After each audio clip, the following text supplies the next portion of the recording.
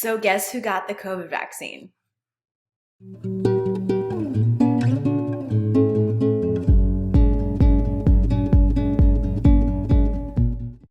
Yuval was fortunate enough to be able to get the COVID vaccine. He does work directly with COVID patients, so he definitely needed it. And there's a lot of fear. There's a lot of questions with this COVID vaccine. Is it safe? Should we be getting it? What's its efficacy? Yuval is day 2 after his vaccine. He's still alive. He's still breathing. Can you share a little bit about the vaccine process and if you had any side effects? So where is the vaccine given? So the vaccine was given on my upper left arm. It could be either the right or the left. And so the vaccine is given in the deltoid muscle and it is given intramuscularly. That means it goes in the muscle. It is not subcutaneous, which means it doesn't go in the fat. So you receive the first dose and you have to receive a second dose, correct? Right. When is your second dose? My second dose should be in 3 weeks from the date of the first dose. The vaccine should have at least 21 days from the day you get the first one to the second one. So did you experience any side effects? Personally, I don't think so. One of the main questions I got on Facebook after I got the vaccine was, did you have any side effects? And the main side effect that I had was just soreness on my upper left arm where I got the injection, which isn't any different from any time I've ever gotten the flu vaccine, so that was expected.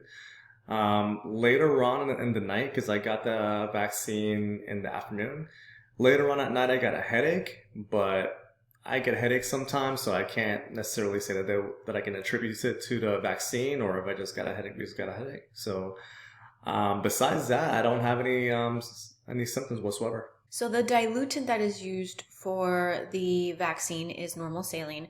This is commonly used in the hospital. We use it to flush patients' IV lines all the time. It is preservative free. The age indications for the COVID vaccine is 16 years of age and above.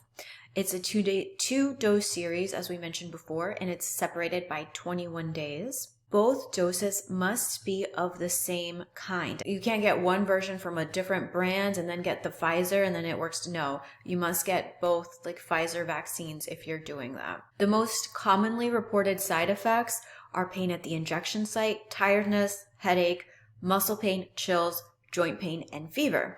Remember, your body is mounting a response. It's learning how to react to COVID.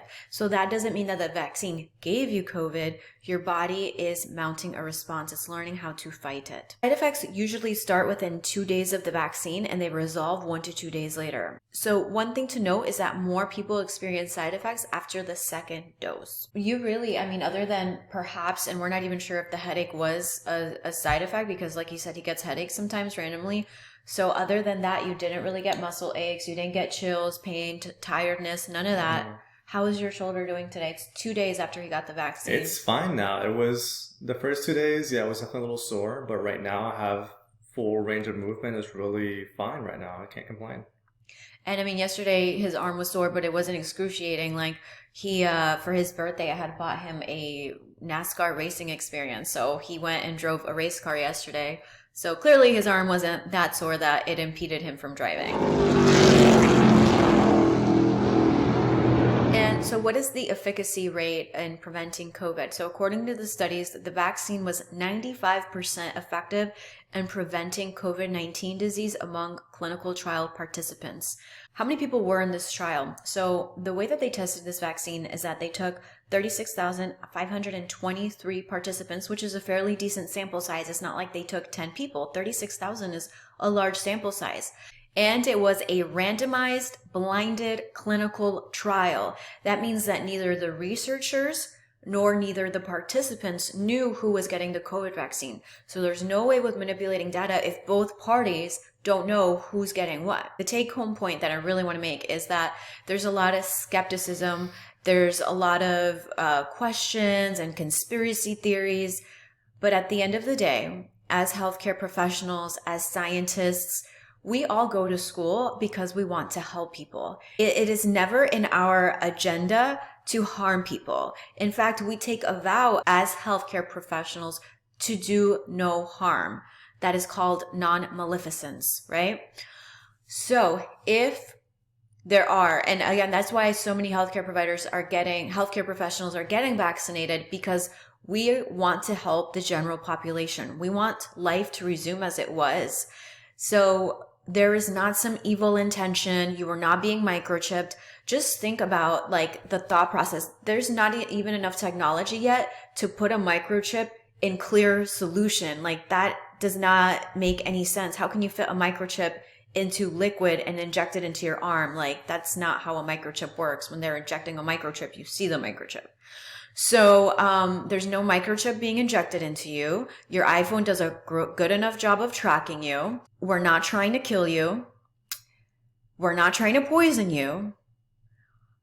This vaccine, the purpose of it is to help the general public, to stop the deaths. I mean, more than 200,000 people have died from COVID in the United States. I personally know people in the ICU that are struggling for their lives, and they're in their 20s and they had no pre-existing conditions. So as healthcare providers, we see it all the time. Unfortunately, 1 or 2 people may have an adverse reaction here or there. But for the most part, this vaccine was extensively trialed. The studies that were conducted were non-biased. They were effective.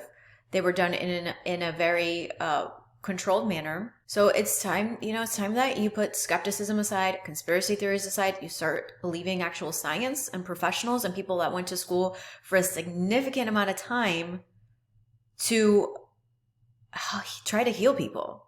Because honestly, as a healthcare professional, when you hear all these conspiracy theories, it's so demoralizing. Like, here I went to school to try to help people and everybody thinks that you're out to get them. Like, that's not how that works. Dealing with COVID patients, I've seen the full spectrum. I've seen very mild cases and I've seen very severe cases. So because I've seen the full spectrum, I know what COVID can do to patients, whether they have pre-existing health conditions or not. One of the common questions that I've received on Facebook since I've got the vaccine was, does it hurt? And the question is no, it doesn't hurt any more than a regular flu vaccine. So it uses the same needle. It feels the same way. It goes in your upper left arm or upper right arm, whichever it may be. Can you show them your injection site? You can't see it anymore. It was like around this area. Ignore my pimple here. It was around here. Can't see it anymore. It's already gone. So his arm's not swollen.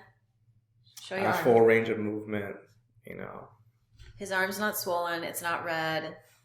There's no induration. I can assure you that a few seconds of pain, usually 3 seconds while you're getting injected, the alternatives to being intubated and possibly in an ECMO machine for several weeks. What's an ECMO machine? An ECMO machine is basically the most invasive type of life support that you could possibly have done to you. So an ECMO machine is basically a pump that takes the blood out of your body. You usually have 2 cannula sites. There's 2 thick tubes that come out of your IJ, usually around this area or sometimes in your chest, whichever they decide to put it in. Anyways, one line takes the blood out of your body. It goes into the machine. It spins it around. While it's in the machine, it's also perfusing that blood with oxygen. It goes back into your body through the other cannula that goes in. And so basically the ECMO machine can act as your heart, or it can actually act as both your heart and lungs. So a lot of these severe COVID patients, they have to be put on this machine just to keep them alive. In the past, a lot of studies were conducted on white males. So this time around, there was diversity in the study population. So overall, among the total participants in the trial, 9.1% were Black or African American, 28% were Hispanic Latino, 4.3% were Asian, and 0.5% were of American Indian or Alaska Native descent. People put fillers in their bodies, they put Botox in their bodies, and there's not that concern like, is this safe, right? Whereas that stuff actually may cause more side effects than this vaccine for COVID. The injection has not been made available to me yet. As soon as it is available, I'm definitely going to get it. We will keep you updated. Yavel has not grown a tail, turned into a zombie. So we'll keep you posted. Thank you so much for watching. Make sure that you hit the like button, make sure that you subscribe, and make sure you turn on that notification bell. Au revoir.